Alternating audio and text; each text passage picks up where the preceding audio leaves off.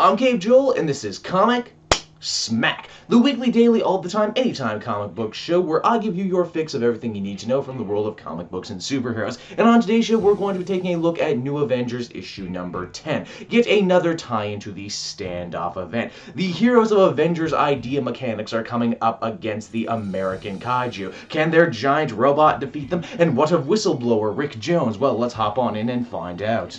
So as the comic opens, the New Avengers, led by Sunspot, are still doing battle against the American Kaiju. Their robot is actually a lot more Pacific Rim than it is Voltron, which means their current state of minds and emotions are actually starting to have an impact on the robot, and seeing as a lot of them are at odds with each other right now, that's going to be a major issue. Meanwhile, down on the ground, Songbird reveals herself to Hawkeye as a sleeper agent for S.H.I.E.L.D., and the two of them begin a mini battle. Needless to say, Clint is pretty shocked, and I also have to say I quite like this panel here. I really enjoy the use of color going on. Before Hawkeye can get rounded up by the S.H.I.E.L.D. agents sent in by Garrick, he's saved at the last minute by the intervention of Rick Jones, who still has an entire bag full of superhero tricks, including a Thing Fist. And why yes, he does indeed shout it's clobbering time before using it. Now the good guys are all set up to make an exodus from the island to a brand new secret Avengers facility hidden somewhere by Sunspot. Only before Hawkeye can make the jump, one of the A.I.M guys starts getting a little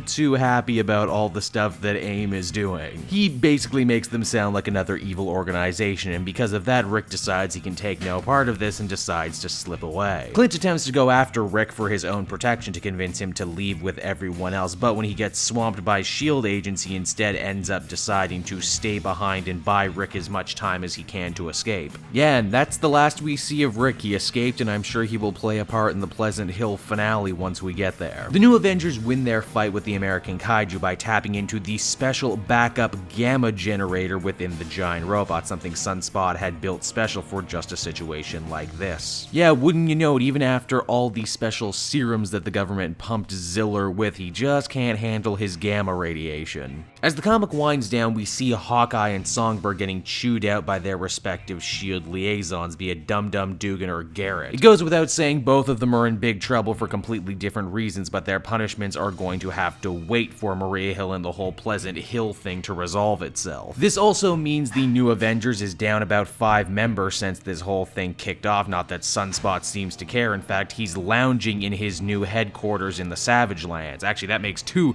big superhero bases that are now in the Savage Lands. To think him and Magneto are probably neighbors now. Luckily, an old friend, Cannonball, has come by to help join the team, and together they're going to be enacting the next stage of the Avengers Idea Mechanics initiative, and that is Operation Secret Avengers. Well, it certainly lost the thread of being a Standoff tie-in. I can't say I didn't enjoy New Avengers number 10. It was fast-paced, had good art, paid off a lot of good character stuff. And by the looks of it, even as just a casual reader, the status quo of this book and the team has been shaken up in a serious way. Overall, I would feel comfortable giving this one an 8 out of 10. Hey everyone, thanks so much for watching my newest video. I hope you enjoyed it, and while you're here, why not check out another video I have on offer, or maybe if you're feeling in a supportive mood, you want to like or subscribe. And if you want to support the creation of more videos just like this one, then please by all means check out the Cape Joel Patreon. A little bit goes a very long way, and I will see you all next time.